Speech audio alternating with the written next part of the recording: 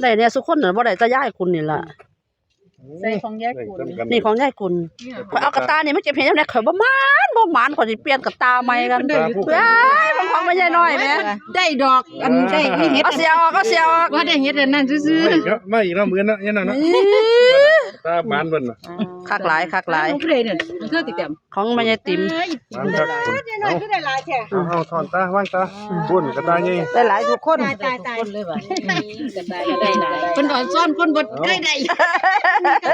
เอาผู้ใดนี่คือได้เฮ็ดพวก ว่างนี่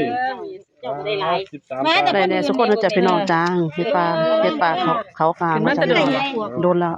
อันนี้ได้สิเดียวนึงเว้ย เฮ็ดเปียกมา ได้อยู่ได้กินอยู่พ่อได้อยู่ได้กินอยู่ด้วยจ้าเด้อเฮ็ดมื้อนี้ ไข่มันน้ำตาล เอาน้องกลับแล้วบัดนี้ไหว้แล้วบัดนี้กันเด้อคนบัดนี้เด้อไหว้ดีครับ